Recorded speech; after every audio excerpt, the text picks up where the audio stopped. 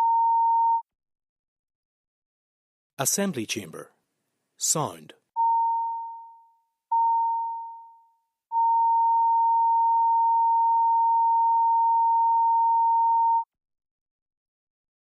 Assembly Chamber. Sound.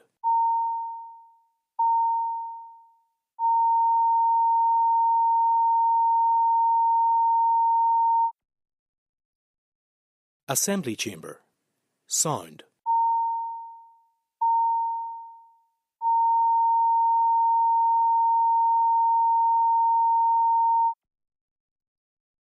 Assembly Chamber. Sound.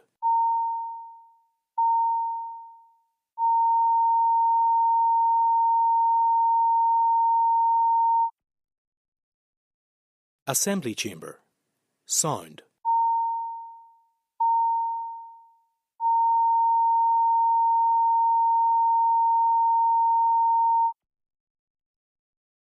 Assembly Chamber. Sound.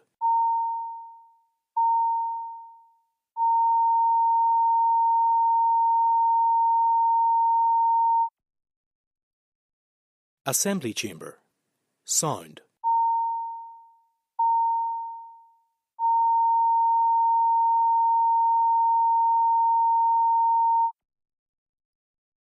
Assembly Chamber. Sound.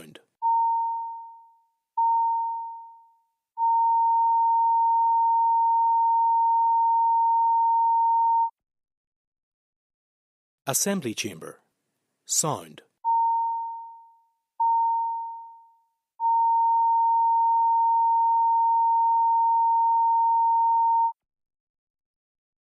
Assembly Chamber.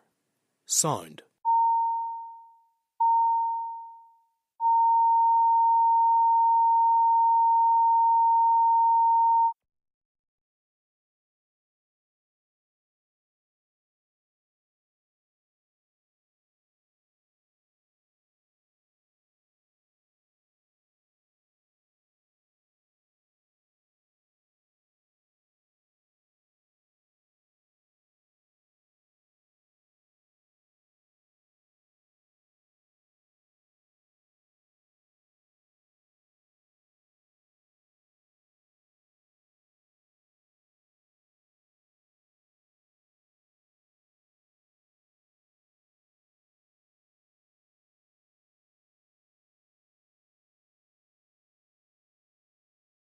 Sitting is resumed.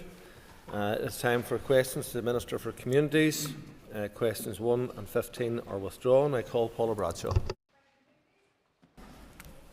Minister. Thank you, Mr. Speaker. The maintenance of housing executive properties is an operational matter for the Housing Executive to address. The Housing Executive response contracts have quality level standards and are subject to regular post-work inspections, which also assess the quality of the work.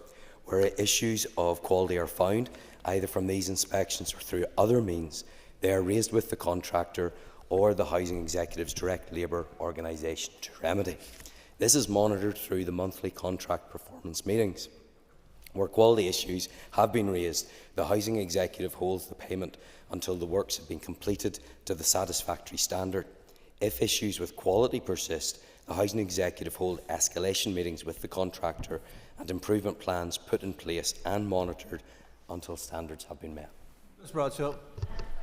Thank you, Minister. I appreciate it is an operational matter, but it is one that I hear from in my constituency office very regularly, and I suppose the issue is that they feel that there's the substandard work, but also that their complaints are not dealt with properly. And I'm just wondering what conversation you have with the Housing Executive around better support for those residents who feel it's substandard work. Thank you. Well, I regularly meet with the Housing Executive, and this is an issue that I'm certainly happy to raise. I'm sure that members across the House will have faced issues like these with those that are unhappy with work that has been provided or the time that takes. If she has some specific examples, I'd be more than happy to raise that. Dan Forsyth. Minister for his answer so far. Does the Minister agree that borrowing powers for the Northern Ireland Housing Executive are a key element for them delivering? Sir.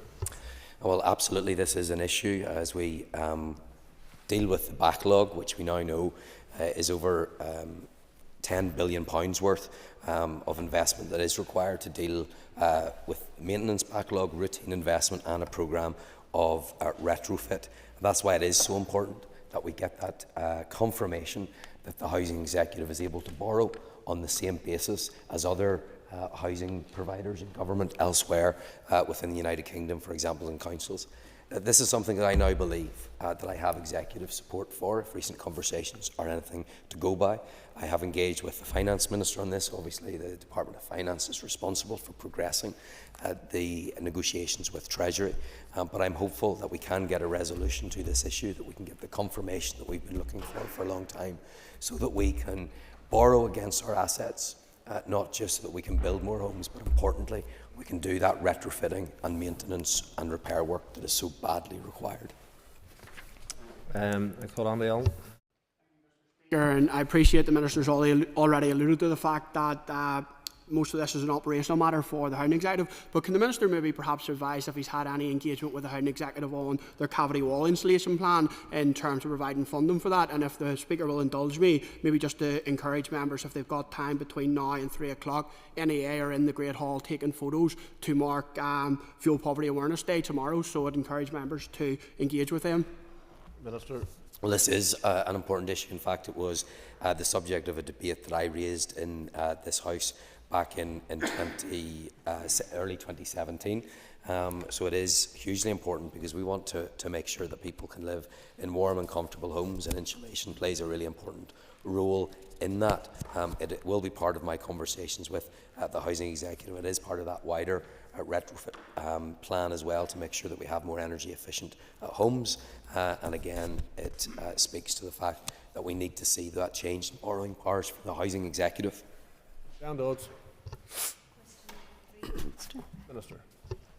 Mr. Speaker, Libraries NI, in line with their long-term estates development strategy, have proposed refreshing and modernising library facilities in Banbridge.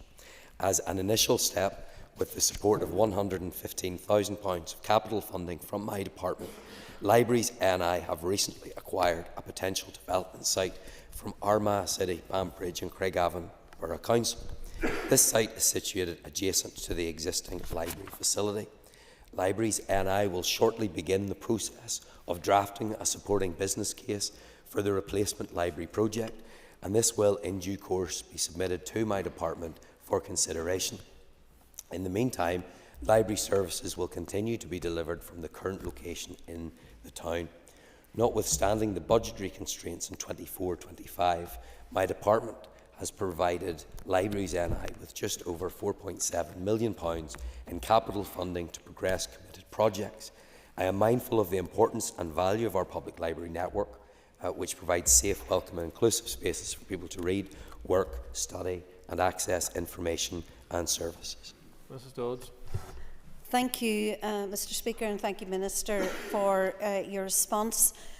You will know the importance of the library in my local town, and it is good to hear that work is progressing and the site has been acquired. Do you have a timescale that you can narrow down on for the progression of this project? And perhaps you would like to come to see the library in Banbridge and see the very, very good work within the local community for some people, young students and even those who are isolated and elderly.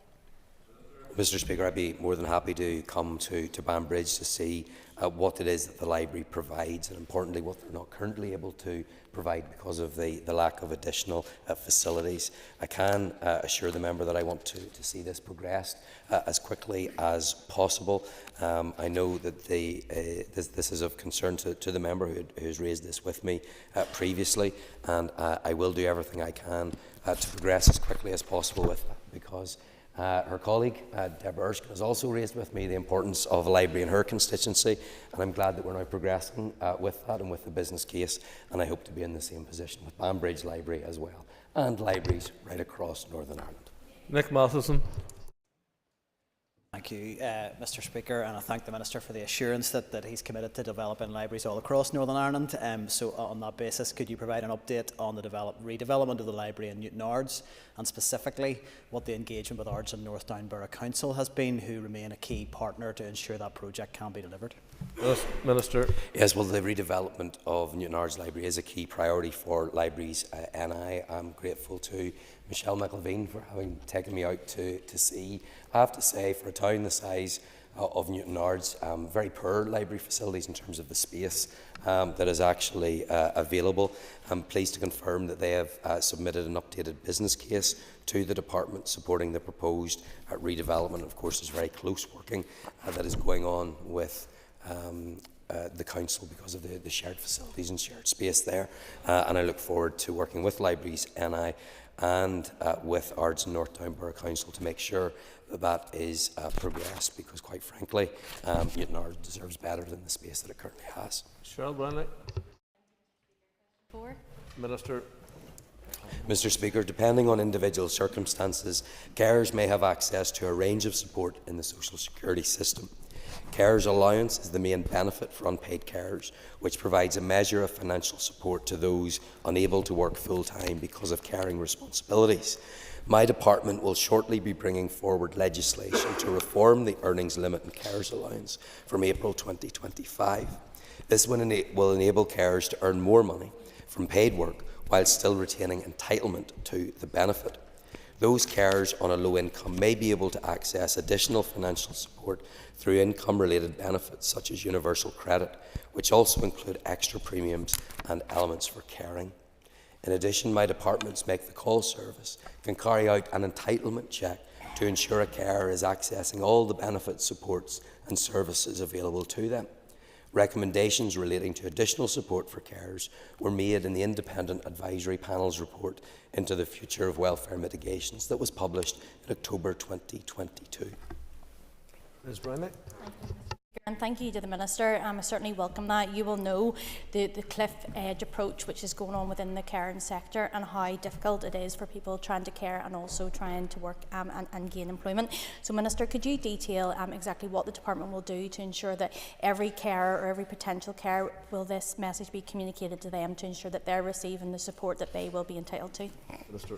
Yes, absolutely, and I thank the member for raising the question, because it gives me an opportunity to place on record my thanks to all of those carers right across Northern Ireland who do fantastic work caring for others, work that would otherwise fall on the public purse to pay for. They take huge pressure off public resources, and I want to make sure that I can do everything that I can within the resources that are available to me to make sure that we properly acknowledge and support carers in Northern Ireland. Can the Minister confirm when he will bring forward legislation to extend the vital benefit cap mitigations post-March 2025? Minister. Well, I hope to be able to do that in a matter of weeks. The information will be with the Executive in, I hope, the coming hours. It will then for the Executive to decide what comes next, but I believe there will be a consensus on that, but that will be with Executive colleagues very soon with recommendations that I hope they take on board. Colleagues, Moeha Slishan out of Osta. Can I ask the Minister, a carers allowance recognition payment was recommended by the independent review of welfare mitigations. Does the Minister intend to introduce it? Minister. So the annual cost of a carers recognition payment is set out in the independent review of welfare mitigations would be in the region of £25 million. That is an estimate which my officials have been working to update. I will be in the position very soon to share those updated costs with Executive colleagues, but any future mitigation package for carers and others, including those would need to be agreed by the Executive and assessed in the current financial climate to make sure that it is sustainable over the coming years as well. Ciara Ferguson. Number 5. Minister. Mr. Speaker, the sample size for the Renters' Voice survey was low, and it may not be representative of all private rented sector tenants. Having said that, I entirely understand the negative impacts that both the fear of eviction and being evicted can have on individuals and families living in the private rented sector. That is one reason why I am committed to striking a balance through progressing a programme of private rented sector reform and strike that balance between the rights and responsibilities of tenants and landlords. And this reform programme will address issues around quality, affordability and security of tenure, and I will take forward actions that explicitly address some of the particular concerns raised by the respondents to the Renters' Voice survey, and these include improving fire and electrical safety, restricting the frequency of rent increases and introducing much longer notice to quit periods. But the key to meeting our housing challenges is reflected in the number one ask of Renters' Voice is increasing the supply of social and affordable housing. And as I have said many times before in this Assembly, increasing housing supply is my top priority, but it cannot be achieved by my department alone. And that's why a housing supply strategy subject to executive endorsement will represent a significant step towards gaining the commitment and prioritisation needed from government to meet our supply challenges. Ms Ferguson. Minister for his answer thus far. Minister, in relation to the survey, 62% of the respondents says that they delayed reporting necessary repairs to their landlord or letting agent due to fear of being evicted, and 52% ultimately not reporting at all. And I'm sure each member here have experience of that with constituents. Are you therefore willing to legislate urgently to end no-fault evictions, to prevent homelessness and provide renters with much-needed security within their current tenure? Well, I understand the concerns that the member is raising, and that's why I am taking forward work with the reforms that were voted on in this Assembly in the Private Tenancies Act 2022. There is a duty on me to bring those into place in the first instance, and I believe that these will greatly increase security of tenure for individuals and for their families in the private rented sector. So we're in the process of progressing with that. And if the House decides that further action is needed, that will, of course, be considered. David Brooks. Thank the Minister for his answers so far and for his visit to Park Avenue and Dundonald earlier today. Could I ask, as a private renter myself, I can understand the anxiety it would cause to renters as well, but could I ask him for his assessment of the no-fault eviction ban that's been in place in Scotland? Minister. Well, I think that the member is right to raise the issue of Scotland, because I think what they have tried to do there is get a no-fault eviction ban in theory, but in practice it's something very, very different, because what that has meant is that there are so many exemptions. In fact, there are 18 exemptions, grounds on which a landlord can utilise to apply for an eviction order. And the notice period for an eviction depends on the application ground and the length of a tenancy. So if the landlord intends to sell the property, or if he wants to refurbish it, if he wants to live in it himself, if a family member wants to live in it, if he intends to let the property for non-residential purpose, if he wants to let the property required for a religious worker, if the tenant has a criminal conviction, if the tenant is no longer occupying the property, if there's a breach of agreement, if there's engagement in antisocial behaviour, and many, many more. So I think we need to be careful. The more stringent restrictions that we put on sometimes then require additional exemptions, which can open it all up again. What I'm trying to do is make sure we get that balance right between the rights and responsibilities for tenants and for landlords, and in doing so ensure there is that supply of housing. Kelly Armstrong. Speaker, and Minister, congratulations on keeping your voice so far, because we can tell that you have a sore throat. I hope you get better soon. Minister, delighted to hear your response with regards to the no-fault evictions, because the Scottish model does leave a lot to be desired. But in order to bring forward no-fault evictions, we need that Part 2 of the Private Tenancies Act come forward. Have you any timescales on when you'll be bringing that? I don't have timescales at this time, Mr. Speaker, because I hope she will understand that my limited resources in terms of the staff that I have in the department are fully focused on this piece of work, and it will be a challenge to get completed what has already been agreed by this Assembly. However, we are determined to keep going and make sure that we have those changes in place by the end of this mandate. Mark Durkin. Thank you, Mr. Speaker. I thank the Minister for his answers thus far. He's been asked about renters' voice. We've also heard an assessment of the Minister's voice. Mine would be that maybe he's been shouting a bit too much in here. Could the Minister give more specific details on the measures that he will be bringing forward to increase security of tenure for private renters? And 2 years ago, when this Assembly voted for the Private Tenancies Bill, we were promised by the Minister of the time that there would be further legislation coming and coming soon. Is there any other legislation in gestation to aid private renters?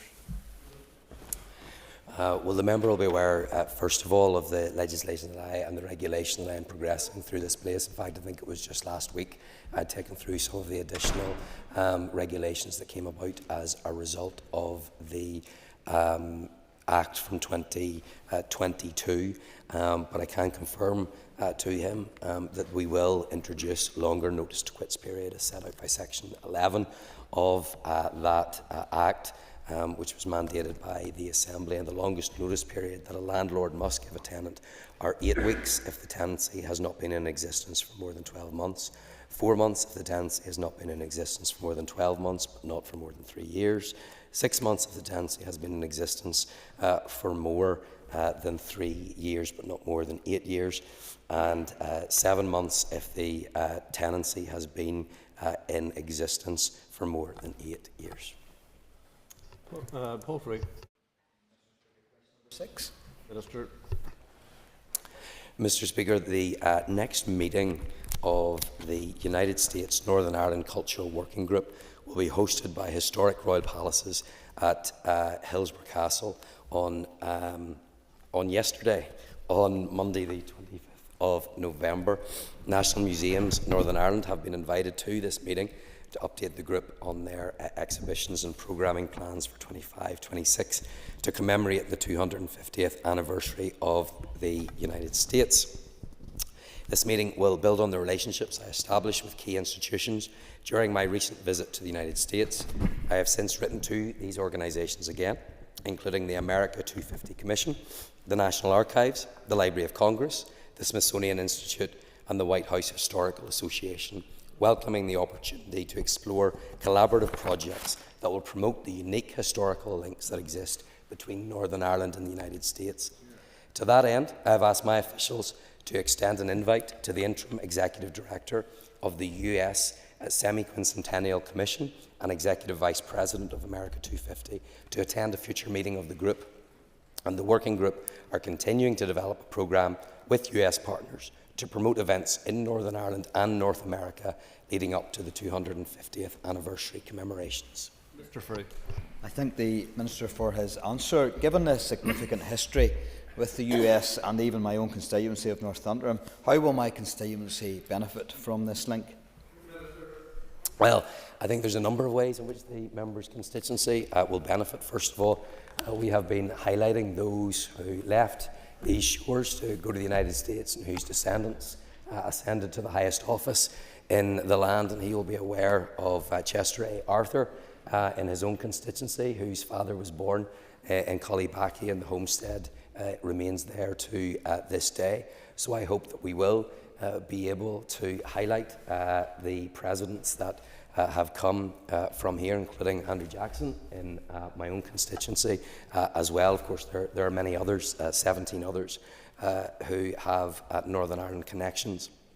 But I think what this also does is help to put Northern Ireland firmly on the radar, increasing Northern Ireland's exposure with the United States, and that is important. And I think for North Antrim there are a number of benefits that can come from that, and tourism is one of them. North Antrim already being a great draw for tourists with such fantastic attractions like the Giant's Causeway and Carrick-Reid Rope Bridge, both of which I used to work at many years ago. But I want to see more visitors, more people know about North Antrim and other constituencies as well. I think there's also work to be done in relation to genealogy, and I think that can have a pull and bring more people over. So all of this work is about raising the profile of Northern Ireland, telling people our story, what we have done and what we still have to do. Michelle Guy. And thank you to the Minister and Fair Play for fronting up today when you're not feeling so well. Can I ask the Minister, he's mentioned already some of the groups who are involved in the cultural working group. Can you give us an idea of all the groups who are involved in that working group and how they were selected? Sir. So, within the group we have officials from the Department for Communities, both within Culture Division and Plenary, the Executive Office, the Northern Ireland Bureau, the Ulster Scots Agency, the North South Ministerial Council, Invest NI, Tourism Ireland, the US Consulate and Historic Royal Palaces, and they were all selected because of the role that each of them have to play in telling the story of Northern Ireland and some of the existing connections that they already have with the United States. Matthew O'Toole. Minister, I am all in favour of this agenda. I think it's an important one, even if a good Ulster Scots quality of parsimony was not on display in terms of the cost of your visit to the United States, I have to say. But let me ask the question, some of the divisions we think about, Ulster Scots versus Irish, were actually utterly irrelevant in the 18th century and are historically, in a sense, obsolete. And indeed, all this took place before Ireland was partitioned. So to that end, can I ask, and of course many of those Ulster Scots migrants would have been Irish speakers, so some of these identities that we think of now as opposing one another, those oppositions didn't exist in the 18th century. To that end, can I ask whether he will use this Ulster Scots or the USNI working group to press for reform and an end to this ridiculous ETA scheme the UK government is imposing, not just on Northern Ireland but on the island of Ireland, which will limit the ability of US tourists who are interested in Ulster Scots lineage to arrive in Dublin and then travel to Antrim and Omagh and all those places. Call the Minister at this point. Well, look, can I thank the member, because he obviously knows that I'm struggling with my voice and he decided to talk and to talk and to talk to give me a break, so I am very grateful. Let me say this, Mr. Speaker. I did not mention the word division. I did not mention division or a difference. Those were words that the member has used. This isn't about opposition of one side against another. What I am trying to do, and what I will always proudly do, is stand up for Northern Ireland and promote Northern Ireland. And by the way, whether you identify as British, identify as Irish from the Unionist community or the Nationalist community, if you're from Northern Ireland, I'm standing up for you and I'm promoting this place, and I will promote all 6 counties as well. That's what I'm about, and that's what I am doing. This isn't about pitting one side against the other. This isn't about Irish language versus Ulster Scots.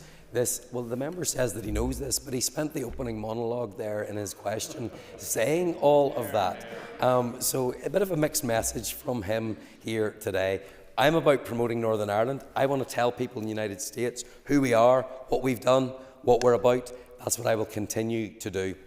He does make an important point. I want to make it as easy as possible for people to arrive in Northern Ireland and to be able to travel, and I think that that is something that needs to be taken into consideration. But he can be assured that I will do everything that I can to use the relationships that are being built for the benefit of everyone in Northern Ireland. John Stewart.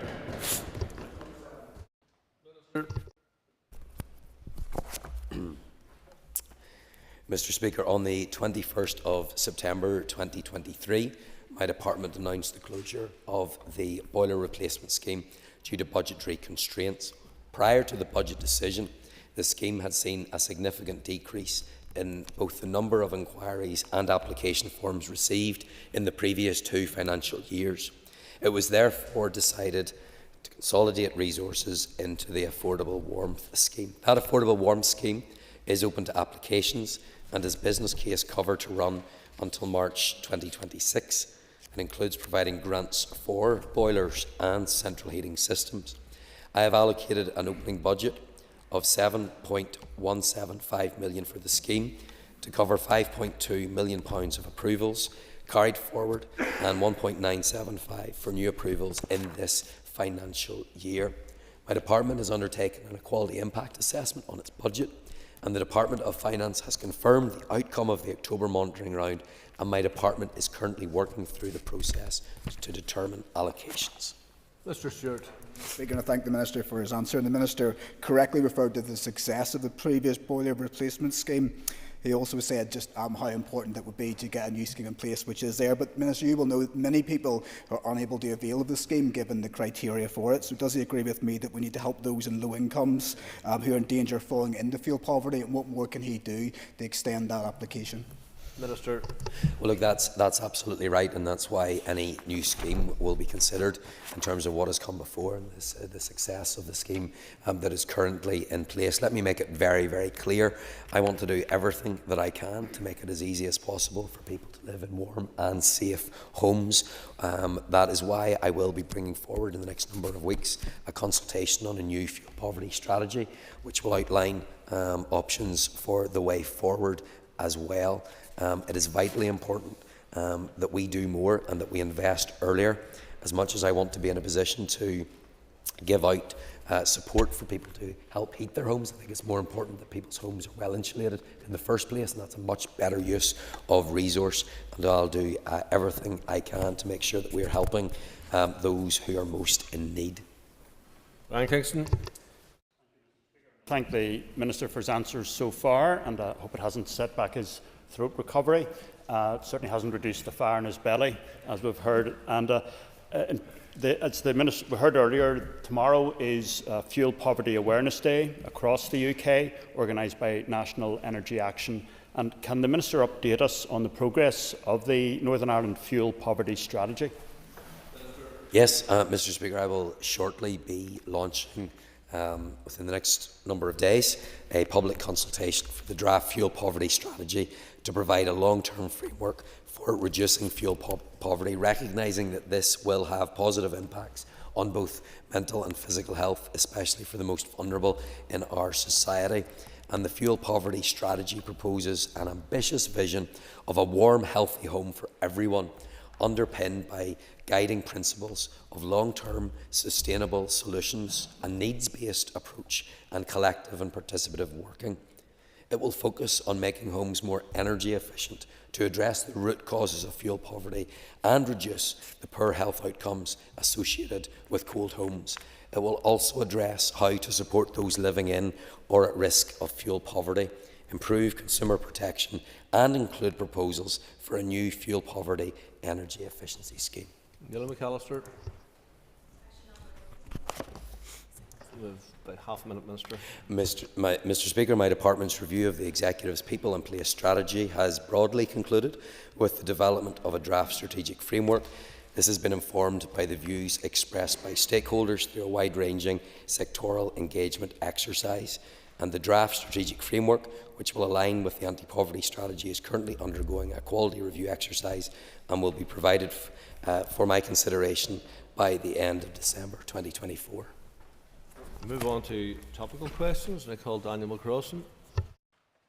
Mr. Speaker, Minister, the Housing Executive's comments this week in relation to the unprecedented and record-breaking levels of demand for emergency and temporary housing is truly of great concern. You've been in office for 10 months now. On your watch, it has gotten worse. What are you doing about it? Minister. I'll tell you what I'm doing about it, Mr. Speaker. I'm doing things that no minister has done before. I'm bringing in intermediate rent using financial transactions capital. I'm bringing in loans for move-on accommodation. I am working with housing associations to make sure that we deal with void properties. I have pushed more than anybody has ever pushed on housing executive revitalisation so we can improve the homes that we have and that we can build more homes. I'm bringing in more legislation to deal with antisocial behaviour. I'm looking at how we award points in Northern Ireland to make sure that those that most need in our homes are getting in there. I am bringing forward a housing supply strategy which will be with the Executive shortly, which will set up a cross-departmental route to dealing with this problem. And I have secured a commitment and a standalone housing outcome in the programme for government. So I believe actually that is a significant record in a short period of time of taking the steps needed to address this issue. Oh, and I've also got an additional £24 million for more social housing this year. I'm quite pleased with the work that we've been able to achieve in the last few months. Mr. McCrossan. Mr. Speaker, I apologise for rattling the Minister. It would be terrible if he was to lose his voice in the midst of the answer to that question. Over 18 million, Minister, has been spent on temporary accommodation in 23-24, again on your watch, including 6.5 million in Derry and Strabane District Council area, 6 million in the Belfast Council area. Does your department actually have a strategy to deal with this, or is it just expensive temporary sticking plasters? Minister. Utter rubbish from the member. Utter rubbish. I have outlined that. He asked me what I did. I've outlined the list of the things that I have done during my time in office. Well, he's shaking his head. Well, it's factual. That's absolutely what I have done. And I can assure the member that he is not rattling me at all. He is making me very excited because I have the opportunity to highlight the work that we are doing in this area. And look, it is a serious matter. And it has been my top priority since coming into office, and I'm really pleased that we have been able to start to make a difference. We will continue to do that. He mentions temporary accommodation, a huge amount of money that has had to be spent on that. I want to spend more of that on prevention, but we have a minister in this department who is looking at new and novel ways of tackling this issue. And yes, my voice may be a little bit weak, but the action that I have taken has been strong. Declan McAleer. I'd like to ask the Minister to outline any plans his department might have for investment in rural settlements. Minister. Well, my department invests considerable resources in delivering a wide range of services to the public throughout Northern Ireland in both rural and urban settings, and this is delivered through our arm's-length bodies. That includes ensuring the availability of good quality and affordable housing, the delivery of social security, child maintenance and pensions, supporting the voluntary and community sector, and a range of investments in the public realm, heritage, sport, arts, language, culture, and many more. My priority is to deliver real and lasting change for people right across Northern Ireland, whether that's in urban or rural settings, and I'll continue to do that in the time ahead. Mr. McAleer. I thank the Minister for his response. Minister, in relation to village renewal and regeneration, has his department minded to work with his counterparts in Dira to look at potentially at a future small settlement scheme? Minister. Will be aware of what we've been able to do in regards to small settlements through COVID-19 in collaboration with DERA. That is something that I'm keen to explore, to see what more we can do, and if the member has any specific suggestions about the type of issues that he thinks that we should be working on, I will of course be happy to hear from him. Peter Martin. Much, Mr. Speaker. The Minister has mentioned in some of his answers so far the anti-poverty strategy. Could I ask him for an update on progress on that and when he would see it completed? Minister. Yes, Mr. Speaker, and I'm pleased to inform the member that good progress has been made. This is another example of where no action has been taken for far too long. This has been a requirement upon my and predecessor departments since 1998 to deliver this, and I am pleased to be able to inform the House that it is still my intention to make sure that we have the anti-poverty strategy before executive colleagues in January. What's more, I want to make sure that that is a strategy that has buy-in, that other departments are signed up to. So currently the interdepartmental working group is meeting to make sure that the departments sign up to something that is actually sustainable and, importantly, actually makes a difference. Mr. Martin. Thank you very much, Minister, and thank you for your answers so far. Minister, is it possible that you could outline any broad themes that this House might expect to see in the anti-poverty strategy? Minister. Yes, well, there will be three pillars that the anti-poverty strategy will have. First of all, there are going to be the supports needed to prevent people getting into poverty. For those that find themselves in poverty, it's about making sure that they have the support that they need. And then thirdly, we also need to make sure that we are helping people to exit poverty. That's why this has to be a cross-departmental strategy, because it's not something that the Department for Communities can do alone. And what is one of the best ways in which we can prevent poverty and help people get out of poverty is making sure that people can get into work and that they can stay in work. Yes, we need to have a safety net for those that are unable to work, but what I want to see far more of is us breaking down the barriers for people gaining employment and staying in employment, because that is the sure way that we can help people to escape from poverty, and that's the approach that I'm taking in relation to this strategy. Anne Forsyth. I'm sure the Minister will agree with me that Northern Ireland punches well above its weight in terms of sporting achievement, and we strive to continue with this going forward. Can the Minister advise of any ongoing work or communications that are happening at the minute to maximise Northern Ireland's potential with the upcoming 2026 Commonwealth Games? Minister. Yes, absolutely, and I have had engagement in regards to the Commonwealth Games. I think it's great that they're coming back to the UK. I think it's a fantastic opportunity for us to showcase our amazing athletes who have always made us so proud, and we will continue to work closely with the Commonwealth Games, NI and wider sporting bodies in the lead up to this event. I was delighted that the member could join us at the Olympic celebration in the SSE Arena. That was a fantastic event for all involved, and the focus was rightly on our athletes, where the focus should always be, and I hope that we will have similar success in 2026. Ms. Forsyth. Mr. Speaker, and I really enjoyed that event in the SSE Arena, and I thank the Minister for hosting that. And following on from that Olympic success, as Minister for Sport, does he agree that the Ulster banner does include everyone in Northern Ireland?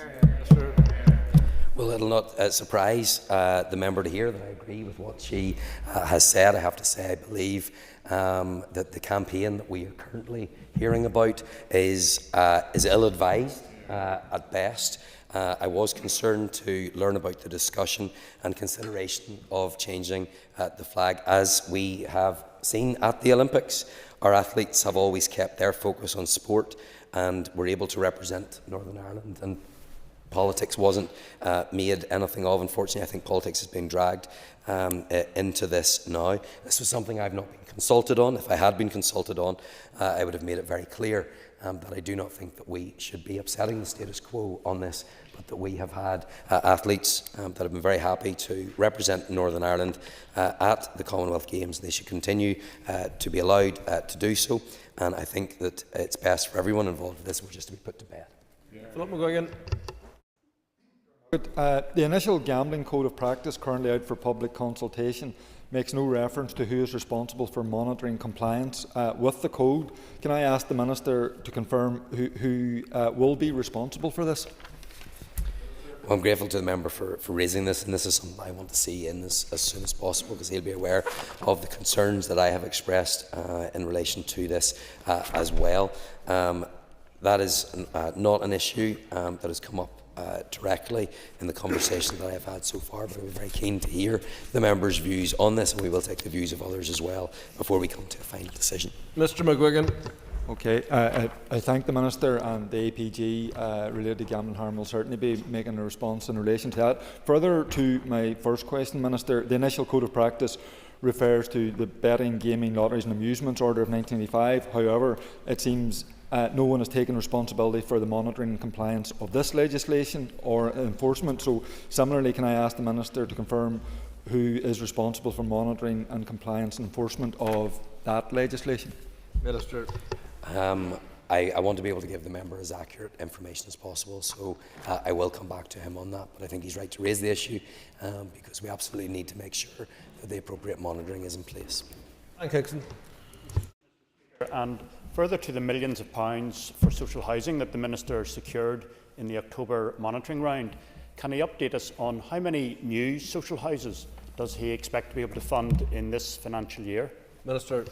Yes, so we don't have an exact figure because this will change depending on the programmes that are actually taken forward, but current estimates are that the number of new builds will be approximately 1,350. But it is important to remember that my capital allocation meant that we started the year at 400. Significant progress has been made, but there is more to do. Kingston. Indeed, and that is very welcome progress, and I commend the Minister for it. And further, could he also update us on the progress and timescales for the housing supply strategy? Minister. Well, I hope to get executive approval for the housing supply strategy very soon, and I look forward to discussions with executive colleagues in relation to that. The housing supply strategy will not build houses, but what it will do is ensure that we have a whole government approach to house building, meaning that we tackle issues in planning and infrastructure and all of those things that are currently holding up our ability to build more homes.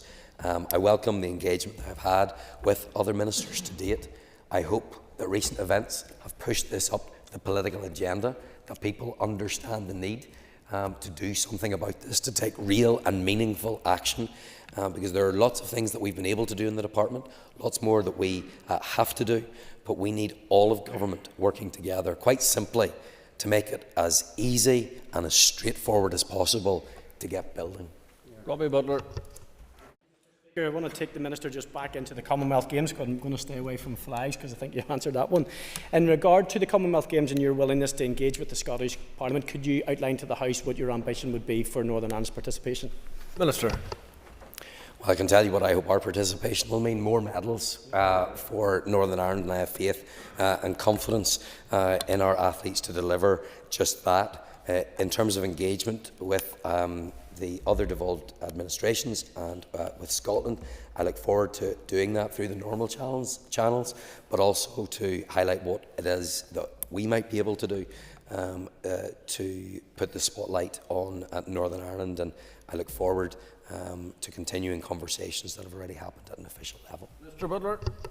Minister, for his answer, I'm going to give the Minister maybe a part of the solution. So some of the sports have been removed because it's now compacted arrangement, but hockey is unfortunately missing out. Northern Ireland has some fantastic hockey pitches and facilities, particularly in my own constituency of Lagan Valley, with Snagarvey, South Antrim and Banbridge, named just a few. Could the Minister give a commitment to make that an offer to the Commonwealth Games group and maybe bring hockey as part of the Commonwealth Games in 2026 to Northern Ireland? Sir. Well, I'm well aware of the pedigree that Lagan Valley has in relation to hockey. Obviously, that will be a matter for the Commonwealth Games to decide which sports will be played. But let me say this: if there is any role that Northern Ireland can play, I'm happy to explore all of those options. Jerry Carroll. Trip to the United States, can you confirm whether you met with the Director of European Affairs for the National Security Council, and if so, what was the meeting about? Minister. Yes, I can confirm that I met with her, and a number of issues were raised during that meeting about the work of my department and the wider political situation in Northern Ireland. Carl. The Minister will publish the minutes of that meeting, and does he agree that the £40,000 spent on the trip to the US and Canada was public money well spent? First of all, the cost was not within my control in terms of how these visits are booked, and I have said I recognise the concern around the figures, and I want to make sure that processes are in place so that the Executive can continue to do its work, but at much better value to the taxpayer. Though I will say this: I do believe that it is important that we engage. I think that it is something that we have been poor at in the past.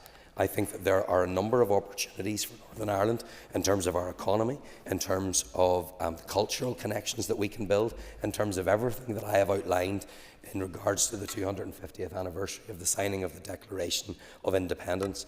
But I am pleased to report that there have already been a number of further conversations in regard to investment in Northern Ireland, in regards to philanthropy, in regards to private sector involvement in sport and the arts. So there will be tangibles, there will be deliverables from this. Doesn't mean that we shouldn't keep an eye on the cost of these things and get best value for money.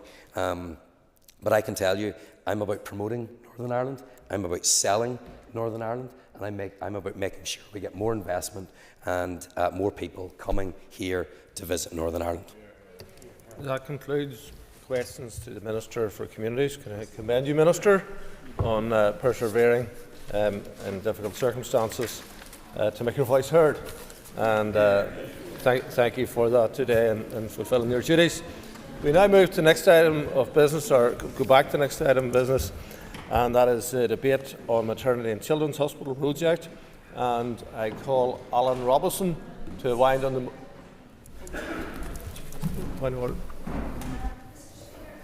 And before the break, the Health Minister alluded to another serious problem that there has occurred with the maternity hospital. I wonder, would it be in order for you to allow the Health Minister to brief the Chamber on the issue, given the tone and nature and subject matter of the debate, I think that this would be appropriate. I'm not sure there's a function for me to do that, but if Mr. Robinson wished to ask that question often and give way, he could do that during his wind, but he'd have to give up some of his wind time to do that. But I call Mr. Robinson to wind, and if he wants to take up that suggestion... Just to give advance notice, Mr. Speaker, I intend to do that.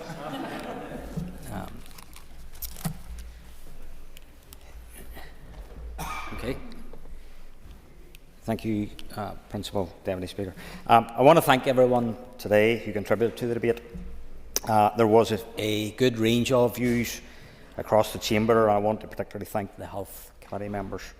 The committee members have many differences, but we have a lot that does unite us, and I think the passion that was on display today in this debate shows that it is an important matter for all of us. Before I wind on the comments made by members today, and before anyone jumps to their feet in a rage, the facts are that our health service remains stagnated, leaving hundreds of thousands of our constituents stranded in waiting lists, and some facing years to receive care that is essential to their lives. We can boast about many things in our province, but having the record of having the worst waiting lists in the UK and possibly Western Europe isn't one such bragging point, nor is over a quarter of our population on a waiting list anything to trumpet. Even within the context of the history of these institutions, it is troubling that in a system of government where the Department of Health commands over half of the day-to-day public spending and receives the lion's share of spending rounds, we've seen so little change in the accessibility of waiting lists. And I say that not to attack the Minister, because that's not what I'm about, Minister. And I don't believe anybody in my party are about that. But I also want to say that my party is on record that we want to see elective care sites, more of, mega clinics, 7-day-per-week theatres beyond the 5 p.m. shutdowns, and we want to see partnership arrangements with large health providers to add to the firepower of our skilled staff, and we support waiting lists being organised on a province-wide basis to allow equal access for people rather than the postcode lotteries that we have seen thus far in some trusts. Our motion refers to the recent draft framework for hospital reconfiguration and how it is lacking both detail and decisive action. Some have said that it is a list of abstract ideas rather than an actionable plan for improvement. And I will use this motion to say to the Minister, on behalf of the people who I represent, who are deeply concerned for the future of Causeway Hospital, they want to see the fine detail beyond the words of a vision for Causeway Hospital and so-called landmark publications. They want to see the concrete plans for Causeway Hospital beyond a new MRI scanner, and they want to see services coming back north of the A26 rather than the one-way traffic that has been southbound this far.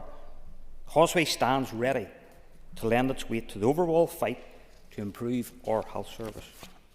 As for the Flagship Maternity and Children's Hospital project, which would replace some buildings that were built in the 1930s, this was supposed to be a beacon of hope when it was first envisaged. A symbol of progress in providing a 21st century maternity service, yet today it has become a symbol of staggering cost overrun. This hospital was meant to improve childbirth with single-room accommodation for babies and parents, and it has faced scandalous delays, with the timeline of the Children's Hospital component now pushed back to 2030, a full 10 years behind schedule. And regardless of what has went on before in the past, we do have to accept that it is simply unacceptable. And I thank my colleague Diane Dodds for shining a bright light into this topic and raising those uncomfortable questions both in written form and on this floor. We were told that the primary driver of this delay is the contamination of water systems at the Royal Victoria site, an issue that campaigners say should have been identified and addressed long ago. We've been told that contamination of the water supply was found during construction, which required pipe replacement and chemical treatment. But after a 4-week water sampling exercise, PSA was found yet again in a large number of locations. But while we can focus on the issue of PSA, we can also look back to cost overruns regarding contaminated waste, redesigns of floor space and tender collapses. Belfast Health Trust representatives have told us that they have begun an independent review of the water systems, which is being undertaken by 2 leading industry experts. We were also told that the Trust is risk assessing the options available to fix the water systems, but these works thereafter could significantly impact the timescales for occupying the building. Belfast Trust, when they return to the Health Committee, need to tell us if the existing buildings continue to be safe. We need to know what are the latest figures, who will be footing the bill, who is responsible for PSA getting into the water system, when will we see the results of the independent review, and we need to know when the maternity building will open. Public money needs public transparency. According to the recent NI Audit Office report in February 2024, the maternity building, including the top 3 floors of the critical care centre, was estimated to cost $57.2 million. The latest estimate of the Health Committee was over $97 million. Given that this is public money, we need to know what is the latest estimate. And the same can be said for the Regional Children's Hospital, originally planned to open in July 2020 at a cost of $223 million, and now expected to be 2030 before completion, with a figure of 590 being completed. And on that point, Madam Principal Deputy Speaker, I'm very happy to give way to the Minister. He had indicated at the end of the debate, and took us all by surprise, that there is a shocking announcement that he at some point will announce. I'm given the opportunity now to do so. Well, I thank the member for giving way. The issue, the new issue, is with a medical gas pipework, but I am told that the scale is limited. However, I remain entirely dissatisfied that a new issue has emerged, and particularly dissatisfied that I only learnt about it today. So, Principal Deputy Speaker, let me assure the House that I will be requiring further analysis of this issue with the medical gas pipework and further assurances about the fix. So before I bring yourself back in, Alan, I would anticipate then that the Minister will bring additional information to the House by the proper channels, either by oral or written statement, but appreciate that anyway. Alan, go ahead. Principal Deputy Speaker, and I thank the Minister for his update today in the House. It was one that we will certainly be exploring further. Can I just conclude by some of the comments that were made today? Deanne Dodds asked for an update on the risk assessment prior to handover. She quite rightly referred to the oversight within the department, and quite rightly has asked for the officials to return to the committee, one that I'm sure all of us in the Health Committee will be supporting. And Liz Kimmon said that the hospital is a lifeline for children. That certainly is true. It is an investment not just in facilities but also in people. Nuala McAllister referred to the lack of progress in a number of capital projects, and she is right, given the NI Audit Office report that was provided to us, which did detail the huge cost overruns and the money that is being lost therein. Doug Beattie referred to the huge challenge in health and also referred to the eye-watering sums involved. But he spent a lot of time looking back at former DUP ministers and called the motion as being self-serving. Colin McGrath asked if there are any other problems within this building and called on the Minister to detail all of the issues and all of the costs involved and how much it will cost to fix them. Orly Finn agreed of the need to bring the officials back to discuss this further at the Health Committee. She talked about the emotional care and mental health benefits of having this hospital when the doors open, and that is certainly true.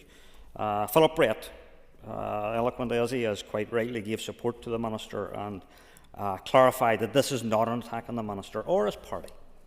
He said 140 nurses could have been employed over the last 10 years, and also highlighted the need for the Belfast Trust officials to provide answers. Danny Donnelly shared his concerns at the little detail in the hospital framework document, and he urgently called on the Belfast Trust to resolve this issue and wants to see the Health Committee re-examine this. Alan Chambers said it wasn't a helpful motion and was designed to point score.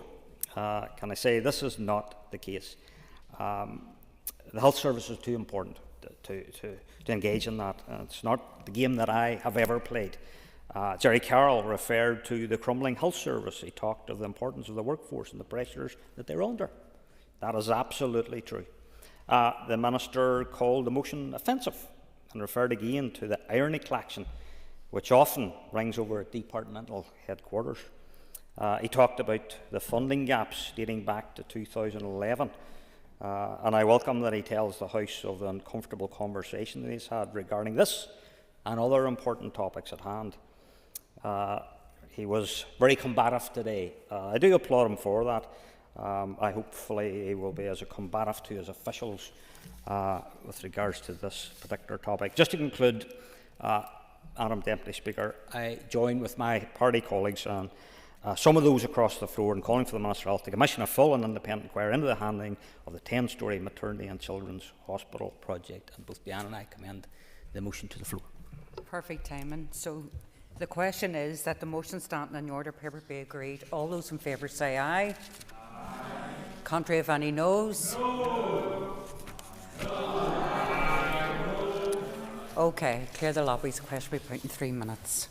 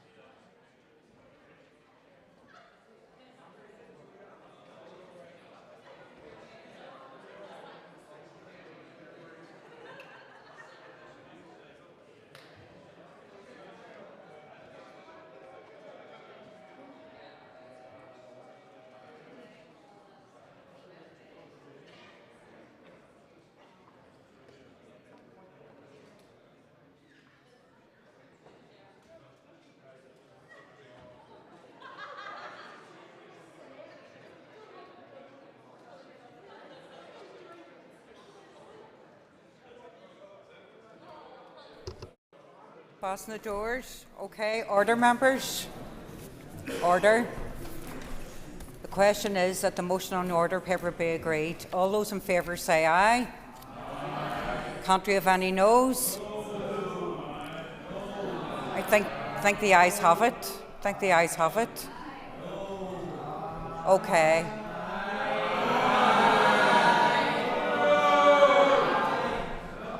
Okay. I heard you, Steve.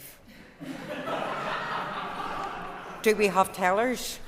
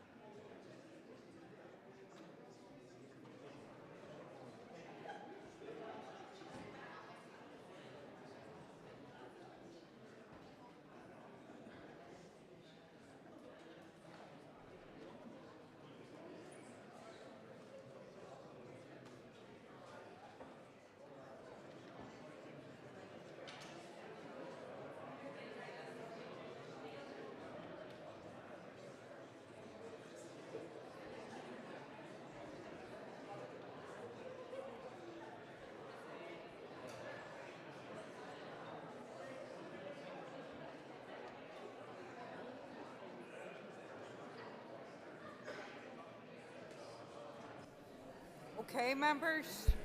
Okay, members. Okay, members. Tellers have been appointed as follows. Tellers for the ayes are Gary Middleton and Morris Bradley. Tellers for the noes are Mike Nesbitt and Robbie Butler. Clear the lobbies. The Assembly will divide. Ayes to my right, noes to my left.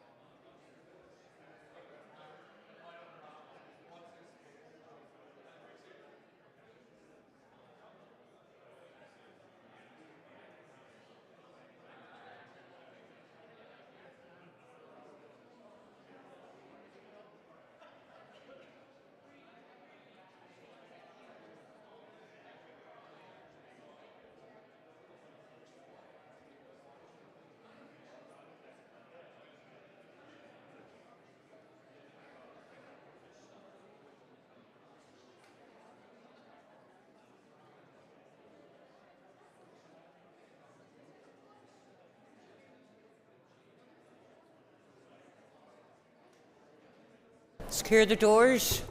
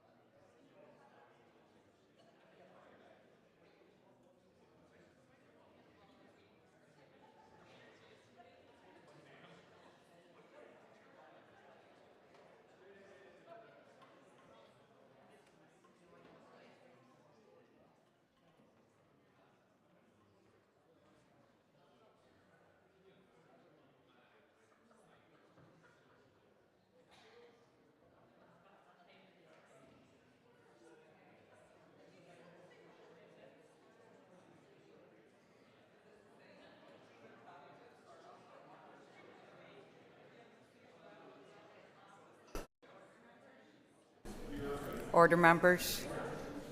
Clerk, could you please read the results? 70 members voted, 61 members voted aye, 9 members voted no. The motion is carried. The motion is carried. Could members take a rise to change the top table for the next item of business?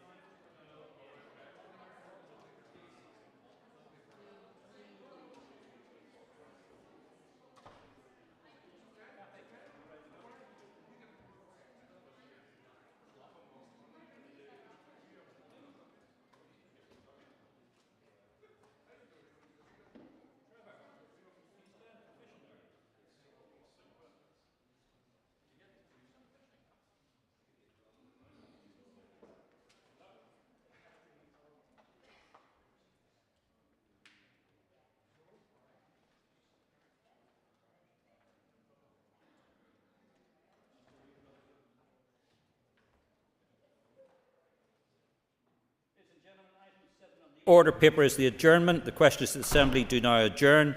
And in conjunction with the Business Committee, the Speaker has given leave to Cathy Mason to raise the matter of pressures in the fishing industry in Ardglass. I call Cathy Mason. You have up to 15 minutes.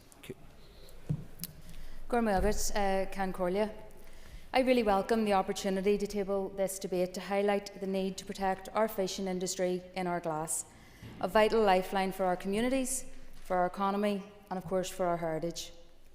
The picturesque harbours of Ardglass, Kilkeel and Portavogie are not just hubs of activity, they are a beating heart of coastal towns. They're supporting livelihoods and sustaining families for generations. I want to start off this afternoon by welcoming a number of these fishermen to the gallery today. They have travelled to watch this debate today. Such is their concern, their worry and their sheer dedication to their cause. I also want to welcome the fact that the Minister has taken the time to come along this afternoon and listen to and hopefully respond to the debate. A number of months ago, I, along with other colleagues, was with the Minister in Ardglass, and I know that he is very well aware of the issues that they are facing. And I also know that he is aware of the dedication of our fishermen to their industry, an industry that is facing many challenges, and to be quite honest, they are feeling completely neglected. For many years now, our local fishing fleet has relied on workers from Asia, Africa, with workers accessing transit visas or seasonal work visas that give them the opportunity to secure employment with vessels in County Down and right across the north. Having met with the NI Fish Producers Organisation alongside a representative group of fishermen, they have made me aware that the key issue facing the sector are visas, particularly those seasonal worker visa allocations for 2025. An issue, if unrectified, will force the majority of our local fleet to tie up their vessels, as they understandably cannot afford the punitive penalties if they are found to be in breach of regulations, and they cannot find other staffing arrangements to ensure their boats are safely staffed. This would be catastrophic for our local industry, with severe human and financial consequences for workers, families and the wider economy. The fishing industry should be granted the same flexibility that has been shown to the horticulture, poultry, salmon and offshore energy industries. Staff shortages in the sector have predicted that 30% of quotas could be left uncaught due to staffing issues. This reduction in yield, paired with the low cost per kilo of catch, means that the average boat owner cannot see the financial viability of the sector. With astronomical prices at supermarket, the fishing industry has been bled dry and is struggling to survive as it is. So our fishing communities are now at a crossroads.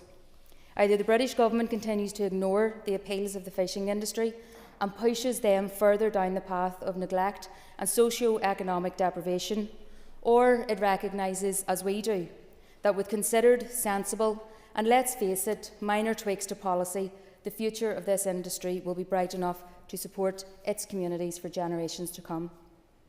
There's a report that was due to be published today by the NI Fisheries Producers Organisation on the fishing industry's potential for sustainable growth. And it highlights that if there was stability in the labour market was to be achieved, that growth potential could mean an extra £16.1 million of revenue generated in our local fishing ports. Economic growth seems to be the British Government's new mantra. Concordia, the message to the British Treasury is that there is clear growth potential, and it is there. But it is going to require the Home Office to meet the North's fishing communities halfway and offer them support. They now have two choices. They either continue to turn their back on our fishing communities and this 48.7% growth that they can deliver, according to that report, or they offer the fishermen the same flexibility that they have already offered people working in fruit picking, vegetable picking, poultry processing and many other industries. So I'd like to ask if the Minister can confirm that the opportunity for economic growth within the fishing industry, should these labour issues be resolved, is an argument that he is fully outlining to his counterparts in Westminster. But Concordia, this debate is not just about policy intervention. It's about the ordinary people who rely on this sector. It's about the fishers who get up at the crack of dawn, braving the elements to bring in their yield. It's about the workers in our processing plants who ensure that fish from the Irish Sea reaches plates across Ireland, Europe and beyond. It's about the communities that rally round these industries, where every job lost ripples through local economies. I want to thank all of my South Down colleagues and those from neighbouring constituencies as well, from across the chamber, for staying and taking part in this debate this afternoon. This is something that is cross-cutting, and we must be united and working together on it. I sincerely hope that the message coming out of this today is that we must invest in our fishing industry, modernising infrastructure, improving access to funding, enhancing facilities for storage and processing, and addressing these issues that are raised here today that are putting this sector under extreme pressure. So I look forward to hearing from the Minister and the rest of the contributions here this afternoon. Thank you, Cathy. And just before I call on our next speaker, which will be Diane Forsyth, just to say all speakers have up to 7 minutes. 7 minutes. Over to you, Diane. Thank you, Mr. Deputy Speaker. Pardon me. And I thank the member for bringing the topic of fishing to this Assembly floor today. As a fellow South Down MLA, this is a critical industry for our constituency.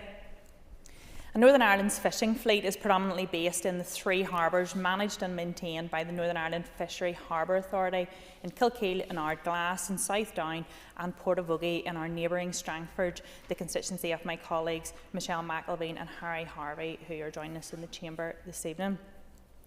3/4 of the seafood and associated businesses are found in these 3 harbours, and they are the heartbeat of our coastal communities, and it is crucial that we support those working and living there to become more prosperous, improving the marine environment and build on their reputation as suppliers of high-quality fish produce.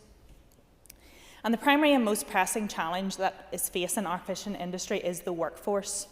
The industry is struggling to attract local workers, and those who are working in the fishing industry from overseas have been imposed with serious restrictions on their visas, and this has been a huge struggle to overcome for the industry, where skilled people who want to work in our fishing industry face serious barriers. The cost has significantly risen of these visas, tens of thousands of pounds, and looking set to rise even further next year. And these costs are disproportionate and unaffordable for the fishing industry.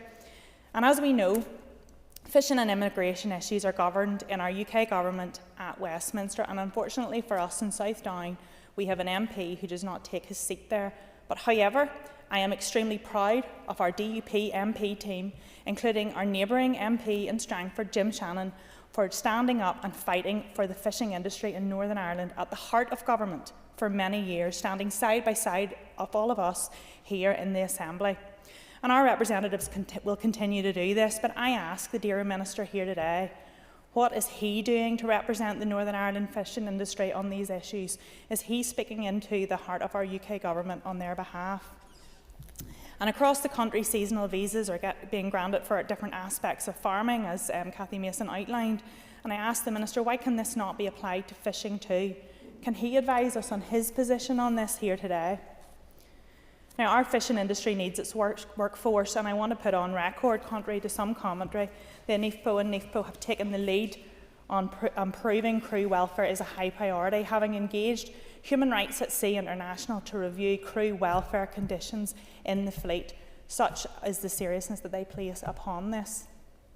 And in recent years, concern has been building that the state of our current facilities in our harbour estates are constraining the capacity and leaving Northern Ireland lagging behind other regions in terms of harnessing new and exciting economic opportunities for the industry. And challenges include the water depth and length of quays, preventing access or new vessels from landing, a lack of ownership of several properties on the harbour estate, overcrowding due to limited port capacity, weather and tidal patterns restricting access. And although Kilkeel has some of the greatest operational constraints, these barriers to growth and innovation exist across the board. And they are also compounded by a comparatively old fishing fleet. And despite the clear challenges, the fishing industry locally has been incredibly resilient and should be commended on that. Previous estimates have shown the fishing vessels and seafood processing create an annual turnover of some £135 million, supporting over 1,500 jobs. However, there's huge development potential to grow and expand this sector, to make fishing operations more efficient and to make our harbours more accessible and more conducive to exploiting new opportunities flowing from green growth and the blue economy, for example. And the Fishing and Seafood Development Programme, which was first commissioned in 2019, provided a clear direction for new and significant public investment in the harbour infrastructure, including landmark plans for allocating some £73 million for a new harbour or Irish Sea Marine Hub at Kilkeel, £20 million for deepening the approach channel at Ardglass, and £5 million to develop the existing harbour and abandoned buildings at Portavogie. Now, these costs would be significantly more now, but the issues are clear to see, and I pass by Kilkeel Harbour every single day, seeing the collapsing bridge over the river and the slipway. It's so apparent the lack of investment in recent years is really showing through and affecting our fishing industry.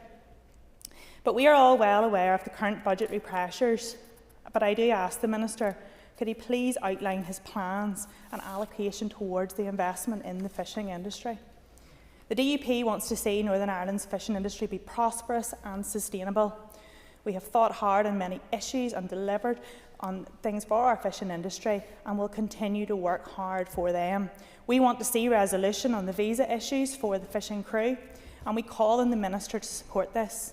We ask the Minister to examine opportunities to provide practical and financial support for fishermen impacted by rising input costs, to provide funding to redevelop Northern Ireland's harbour infrastructure right across Kilkeel, Ardglass and Portavogie, to invest in modernised fishing vessels and gear to reduce costs and maximise fishing effort at sea. We want to see food security secured, not just for food production and the local fishing industry, but also for the coastal communities that depend on these. Thank you, Diane. I call on Andrew McMurray.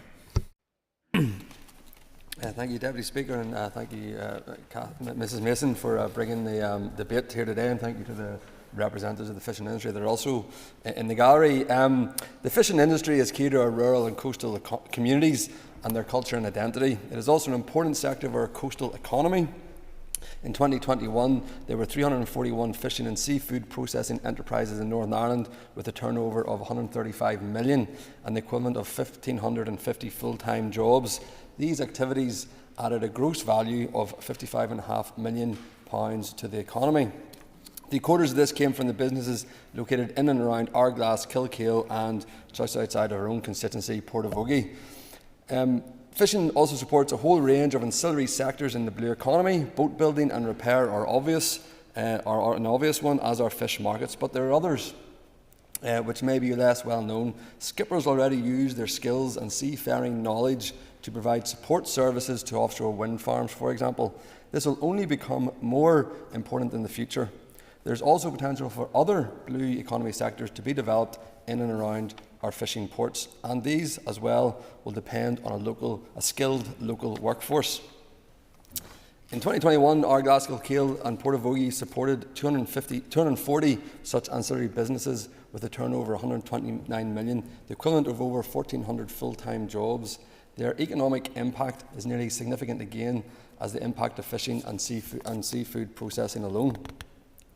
The Ardglass fishing industry are proud of the contribution they make to the food industry within the UK.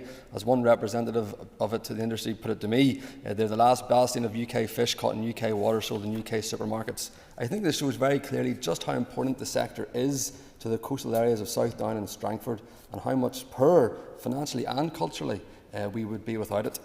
In conversing with many of involved in the industry, it's clear there are many challenges within this sector. Firstly, the price point at which the supermarkets place the seafood at. The produce is sold at a price point which they feel the consumer is willing to spend, but is not at the point at which allows the boats to make enough profit to remain viable. A Hobson's choice, if you will, in which either way the industry loses. Too high and the produce won't sell, too low and it simply is an unprofitable business, which will lead to a decline in the industry. Secondly, the physical infrastructure of the harbour at Ardglass needs updated in order to address health and safety concerns, as well as protecting the structural integrity of boats. We need to upgrade the harbours so they are fit for purpose and able to support a modern, agile fleet. Thirdly, and perhaps most significantly, and I think this is the emphasis of the adjournment debate, is the reliance of the industry on employment of non-EU workers and the current impact and potential further impacts of the skilled worker visa policy on Northern Ireland fish catching and processing industries. I know that the dear Minister Muir, is alive to these concerns as raised to him by the fishing industry. Given the fact that this is a reserved matter, the Minister has written to the DEFRA Secretary of State to reiterate the issues being faced across the agri-food sector in Northern Ireland in relation to immigration policy. And while the DEFRA Secretary of State, Minister Reid, has rejected the suggested policy changes put forward for consideration, I've been assured that the Minister is continuing to press the UK Government for flexibility and alternative options to the existing policy on migration. I'm also heartened that the Minister has agreed to collaborate with Department for Economy officials to develop an immigration policy position to be considered by the Executive. While it is important to express the UK Government for changes, we should also explore solutions within our devolved powers, and we should support the fishing industry to develop alternative sustainable workforce solutions. The industry is also making technological innovations by which to future-proof the sector. In preparing for this debate, I've been informed of the sea trials of a new prawn tailing shelling vessel. And likewise, the processing plant within Ardglass are also developing innovative processes to help with their productivity. All of which is not to remove reliance upon physical labour, but to reduce the reliance of the aspect of skilled workers' visas. We need to support a sustainable fishing industry and develop a diverse marine sector that is able to take advantage of new opportunities. This requires an industry-led vision for the future that can safeguard and sustainably grow this vital sector, ensuring it continues to support jobs and thriving coastal communities now and into the future. Thank you, Mr. Speaker. Thank you very much indeed. Thank you. Colin McGrath. Thank you very much, Deputy Speaker, and thank you to my constituency colleague for bringing forward this adjournment debate. Deputy Speaker, I'm going to focus on people, place and product. That is what I want to talk about today, and to highlight how this Executive, some local representatives and the London Government are letting our fishing industry, those that are working in it and the people of Ardglass down. So it's people, it's place and it's product. So I'll start with people. Everyone knows that the fishing industry, it's a tough trade. There's long hours and time away from home. And I'm full of admiration for those that work in it because it's a hard graft. And getting staff can be a challenge. It can be for parts of the year, not the most permanent of role, and it is heavily weather dependent. Securing local people has always been a challenge. And that is why the industry has had to look out overseas, European for some parts of it, and further afield for other parts of it.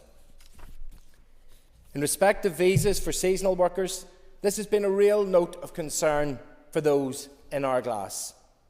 And as with many issues, Brexit and its architects are culpable for creating the havoc where previously there was some stability.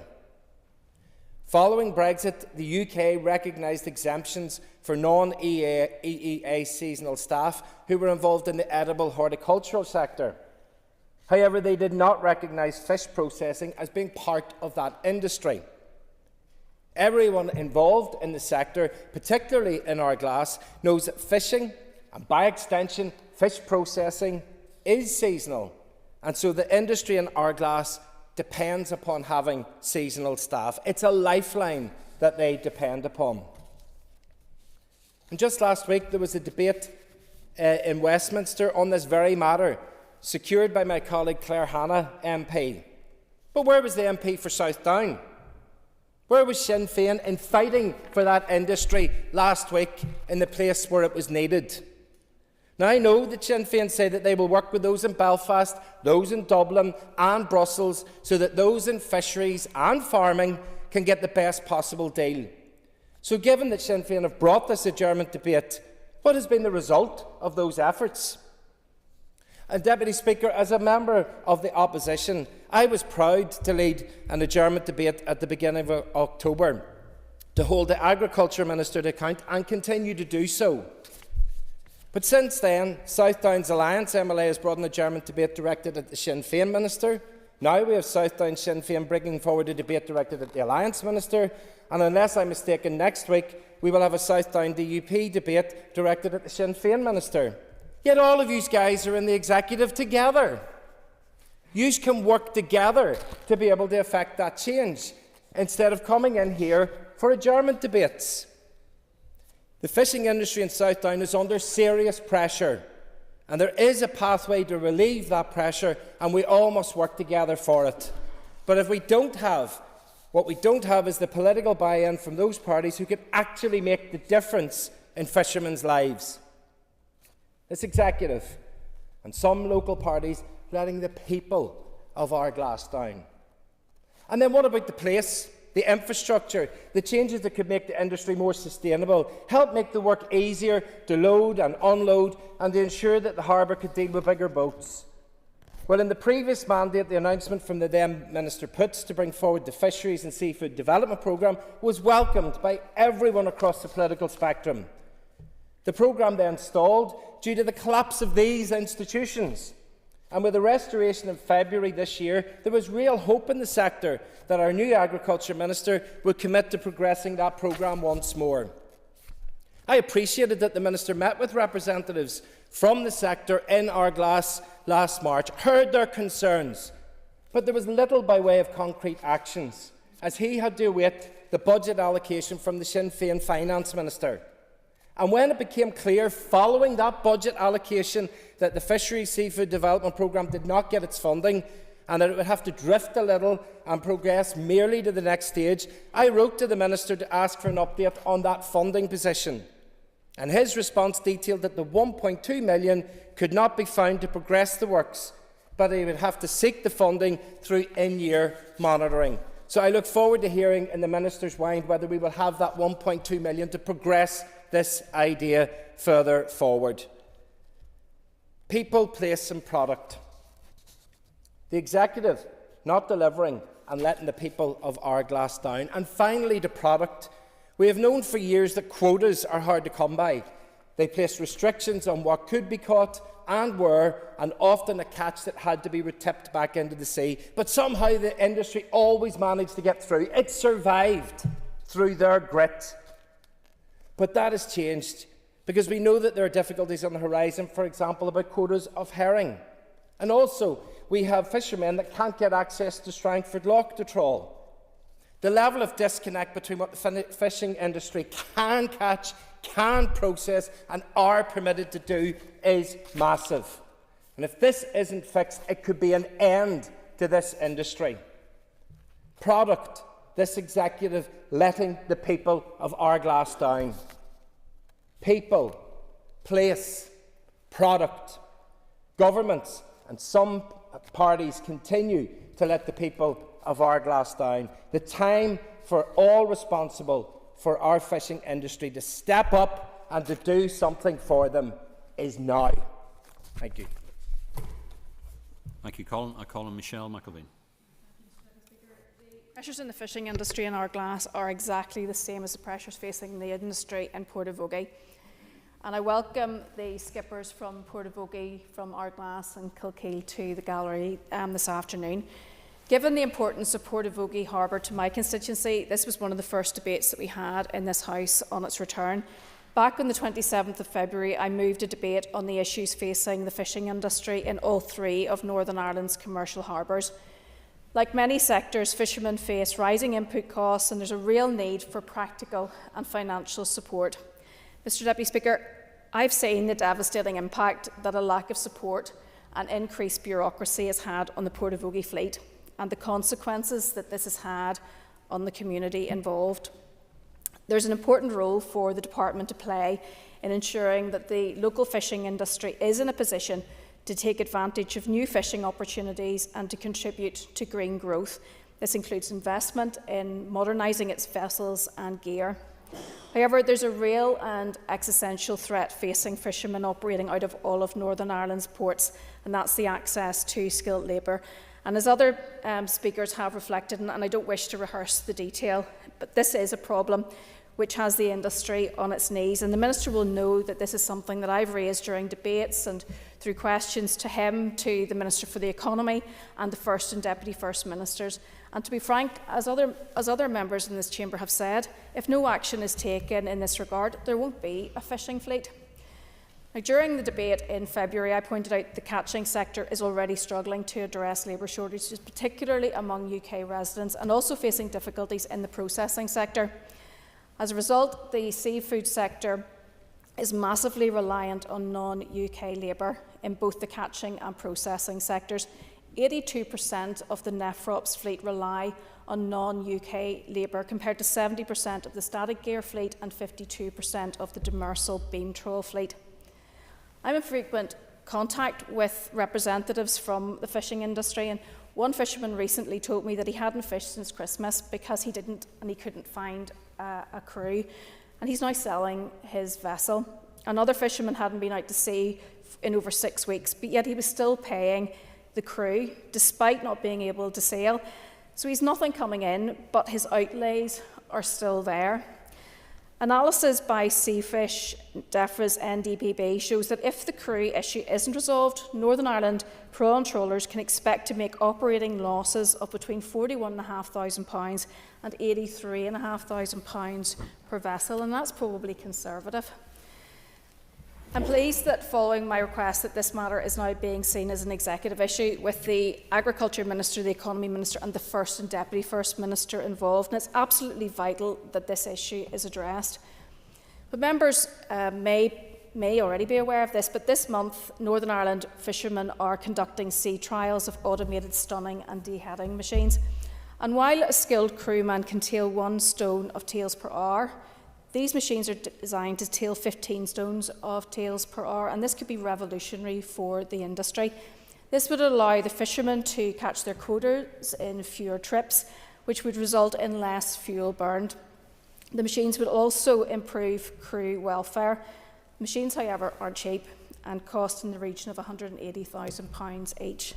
But given the worker issue, these machines could be a potential lifeline, and the industry is keen to explore whether the Minister would agree that the purchase of these machines should be supported by the MFF and the Green Growth Strategy funding.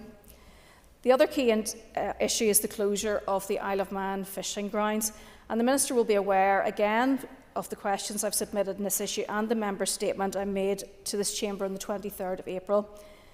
Access to historic fishing grounds was cut off by the Manx government on the 1st of April this year under the auspices of protecting blue carbon habitats, but really it was a protectionist measure to growing their own fishing industry. Despite this, the UK gifts the Manx government fishing quota.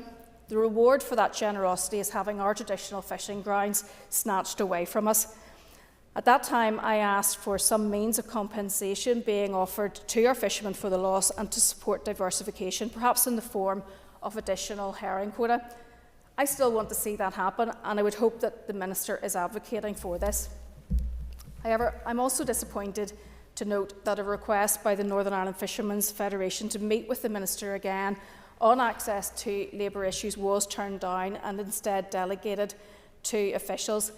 Given the range of challenges being faced by the industry, will the Minister give a commitment today to accompany me to meet with the Northern Ireland Fishermen's Federation to discuss the concerns about the viability of the fishing industry as they had requested. Mr Deputy Speaker, just to conclude, if there's not an urgent intervention, there'll be no industry to support. Thank you. Thank you, Michelle. I call on Robbie Butler. Thank you, Mr Deputy Speaker. I thank the member from South Down for bringing this really important adjournment debate. I'm going to start my words off slightly differently because I'm sure many of you will have childhood memories, and there's one that I just want to recall here because it's really important to the context of why I want to speak about this. In P7 in 1982, my school trip was one of the only holidays I got, and the school trip that year just happened to be in Ardglass. And a class full of P7 stayed in a school somewhere there. We bunked down, and I have very little memories of it, apart from a lovely little quaint village, and one thing that stood out, and that was a visit to Angus Cochrane's fishery. It was incredible. What an experience for a child to go into a fish hall that was bustling with workers that were shifting crates of fish and ice and all things. And there was another theme that ran through that factory floor was the generosity of everybody that worked there, and Mr Cochrane in particular. And that busload of young children left that fish hall with a bit of an education, bags of fish, and memories that last a lifetime. But when I was looking through what has happened in that intervening period, it was sad to see that in the 2000s, the Cochrane factory had to close because the challenges that our fisheries sector face aren't new. It is an industry like no other. And I'm sure, like me, you probably watch the programmes of the job that they do when they go out in their boats into the treacherous deep waters, sometimes at night, very often overnight. And it is a really, really dangerous job. And it's a job that many, many people take for granted because we see our fish in the shop. Sometimes we don't even know where it's come from. But these people, risking life and limb genuinely to provide really good food on our tables, deserve not just our words, but our actions. And looking at the pressures that face our industry at the moment, there are quite a few, and they have been named, and I'll just go over them again just to reinforce my position as chair of the ERA committee, that we are here, we are listening, and we will ensure that this is tabled back through the committee. But the first one, obviously, is the skilled worker visas. And I know and I thank members from that committee, and some of them are here today, who have reinforced that issue. And it is a significant issue. We know we have it with mushroom pickers as well. But particularly with those seasonal workers in fisheries, it is a damning indictment that we cannot, because it's a reserved matter, action that. And I'm also going to point to political failure, because it's another example of when this place isn't working properly. We don't have the varies to even lobby effectively at Westminster, whether it's non-sitting MPs, but when we're not sitting here, it's as good as non-sitting MLAs, because there's no voice for this sector.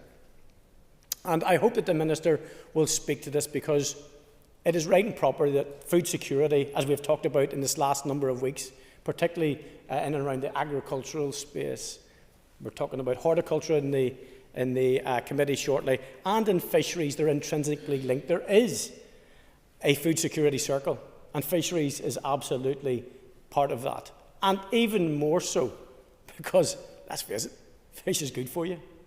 Fish is good for you, and there's more that we can do to encourage people to eat fish, and we should. But to do that, we're going to have to ensure that that food security is part of what we're talking about here today and in the committee and in the Minister's ambition. So, part of that will be fleet modernisation. Many of the members have already pointed to the fact that this is a dangerous job. Well, one of the ways that we can ensure that we equip and keep our fishermen safe, fishermen safe, is to ensure that the boats that they have, the fleet that they have, is not just modern, but it's equipped to the levels that it should be. And as Mrs McAveen did point out, in terms of the modern technologies and sourcing to ensure that they are as efficient in their actions when they're fishing as possible, to ensure that they're competitive in the global market, because this is not just catching for local purposes, this is to ensure they're globally competitive, but we also have to have the eye on the environment too. And as has been rightly pointed out, they're not mutually exclusive. At times, a lot of the innovation that we can see will actually bring benefits to what we're doing. We were in Loughry College last week, Mr Deputy Leader, and there's one of the innovative practices they're looking at is how they harvest better the prawn meat from shells that would be binned and probably cast aside. So in terms of that circular economy, hopefully we'll hear from the Minister in regard to that. But we can only do this if there is a sustainable and a resilient workforce in our harbours, whether that is in Ardglass, whether that is in Kilkeel, whether that is in Portavogie. It is absolutely abundant that we have to be loud and clear today that we are speaking for an industry which is facing unprecedented challenge. They have been here before, but it cannot last. And we're just hoping that today the Minister can shed some light on what the Department's ambitions will be to help us achieve that. Thank you, Mr Deputy Speaker. Thank you, Mr Butler. And I call on the Minister. Minister, you've got up to 15 minutes. Thank you very much, Mr Deputy Speaker, and I want to thank the member for Southdown, Mrs Mason, for bringing this motion to the floor of the House this afternoon by way of an adjournment debate, and also thanks for the fishermen in the gallery and for making the journey here to the Northern Ireland Assembly. I do appreciate them making that journey and for the time to be able to discuss what are critical issues in Southdown and more broadly in terms of our fishing industry in Northern Ireland. I will attempt to address as many of the issues that members have raised within the debate and try to respond to those as I am best to my ability. Members will be aware that in the early days of this mandate, the member for Strangford, Mrs McElveen, brought a motion to this Assembly in relation to the fishing industry and in particular capital investment. And during that debate I gave a commitment to work with the sea fishing sector. And further to that, I visited the harbours in Portavogie, Ardglass and also Kilkeel. In terms of the harbour development programme, when I visited Ardglass and Kilkeel and also Portavogie earlier this year, I recognised the need for further investment in ports despite the extremely challenging budget position. Unfortunately, the budget allocated to my department for this financial year was significantly less than the bids and priority had to be given to meeting statutory obligations. Consequently, there was unfortunately no additional budget to take forward new work such as the Harbour Development Programme, where, due to recent inflationary pressures, the projected cost of delivery has increased from 98 million to 143 million. I have asked my officials to consider alternative options which provide investment at a scale that is affordable and enables the harbours to be modernised. This would include installing the infrastructure that will be needed to support the decarbonisation of the fishing sector and ensuring that harbours are resilient to the impacts of climate change. And further to that point, and to the point that Michelle McElveen has raised in terms of future funding through different streams around the areas that you have outlined, that's something I will consider and take back further to this debate, because I think that's a useful contribution towards the challenges that we face, and that's something I will actively take forward with officials. In terms of labour shortages, I recognise that Northern Ireland's catching and processing sectors have faced several challenges in recent years, one of which has been securing labour. Industry representatives have indicated that they rely heavily on the employment of non-EU workers and the skilled worker visa. I have been contacted by the Northern Ireland fishing sector representatives on several occasions in relation to the current impact and potential further impacts of the skilled worker visa policy on Northern Ireland fish catching and processing industries. I am aware of the sea fish economic impact assessment report on the impact that the proposed increase to the skilled worker visa salary threshold could have on the UK seafood sector and on Northern Ireland in particular.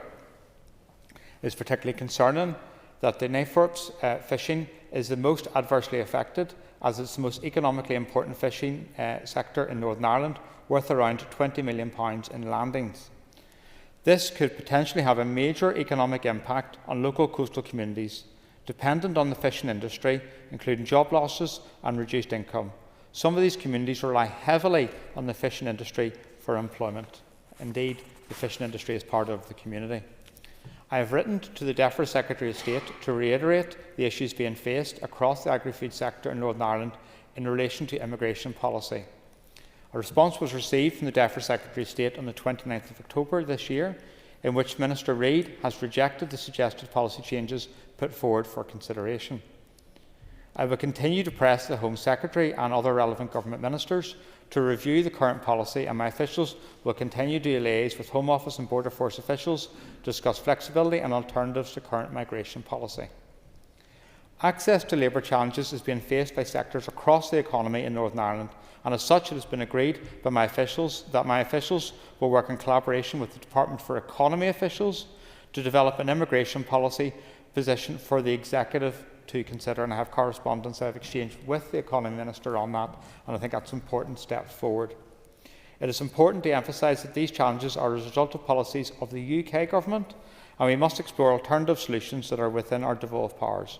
I am committed to working with the fishing industry to develop alternative workforce solutions for the fisheries sector that are aligned to the draft programme for government and provide opportunities to grow a globally competitive and sustainable economy. And I've talked earlier in terms of suggestions that were helpfully raised by Michelle McAveen. In terms of coastal state negotiations and Irish sea herring, the annual coastal state fisheries negotiations are currently taking place.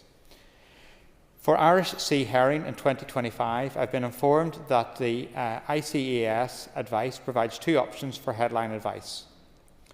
One is a precautionary approach of zero catch advice. The other is using the maximum sustainable yield approach. My officials have reviewed the herring advice with AFBI and are engaging with the Northern Ireland fishing sector and DEFRA. The Irish sea herring fishery has a good reputation for sustainability. It is a very important fishery for the local economy. I am seeking a position in the current EU-UK coastal negotiations that minimise the stock is fished that ensures that the stock is fished at a sustainable level whilst minimising the economic impact to Northern Ireland fishers and local seafood processors based in Ardglass and other fishery harbours. In terms of Isle of Man, which was talked upon in the adjournment debate, I note that the Department of Environment, Food and Agriculture in the Isle of Man has recently introduced spatial management measures in some of its waters to deliver co-benefits in sustainable fisheries, blue carbon research and marine conservation. I am aware of the closures to bottom-towed fishing methods within Isle of Man territorial waters and the potential impact that this is having on our Knifeworks fleet, many of which fish out of Ardglass. In that regard, I have met with the Minister responsible for fisheries in the Isle of Man to highlight the issues for our fleet and to encourage collaboration in managing areas of mutual interest within the Irish Sea.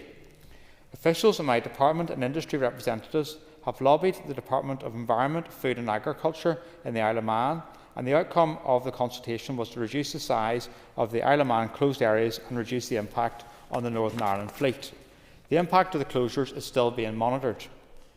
To conclude, I would like to thank members for the contributions to the debate and for Mrs Mason for bringing this adjournment debate. When I first took up my ministerial post in February of this year, I said that I would not shy away from responsibilities to assist the industry in tackling key issues that may prevent a more economically and environmentally resilient industry from developing over time and being one of which we should be proud of. Some of the issues raised today are the responsibility of the UK Government, and I will continue to take every opportunity to ensure consideration is being given to our fishing industry. For the issues that I have responsibility for, I am committed to working with the industry to develop solutions that will make our fishing industry globally competitive and sustainable. I recognise that it will take a significant amount of time, investment and commitment, and will mean working in partnership to make adjustments that are needed. But I wish to see delivery for the industry on Ardglass and indeed across all our fishing ports and harbours in Northern Ireland. The other issue I wanted to address was there's two issues which were raised in the debate, which is in terms of the circular economy, and you raised that, Robbie, and I got that presentation when I was down in Kilkeel, and I think there's real opportunities around that, and I was really encouraged to see that, and I think the committee has also been briefed on that. And the other one is the desire, how do we move forward from this adjournment debate, because we need to move forward together. And that's absolutely critical. And I'm happy to agree with the request from Mrs McAveen that we have a meeting with fishers in the new year, if that's okay, and we could turn this focus entirely upon solutions, because we need to be solutions focused so we can give people hope for the future. And I thank everyone for the contributions here today, and hopefully collectively we can work together to create a better outcome for the people of Northern Ireland. because I think that's why we're all here. Thank you very much indeed, everybody, for the debate, and thank you for the audience for coming all the way from Ardglass to come to the Northern Ireland Assembly today. Thank you very much indeed. The Assembly is now adjourned. The Assembly is adjourned. Thank you.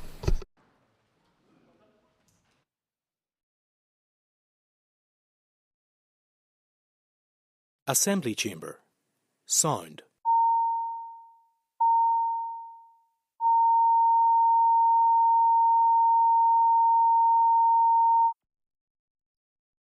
Assembly Chamber. Sound.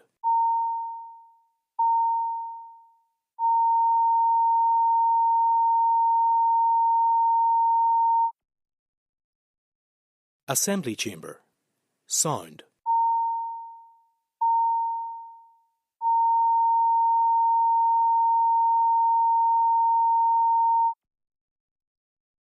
Assembly Chamber.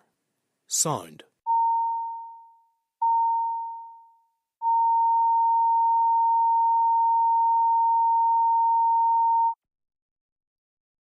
Assembly Chamber. Sound.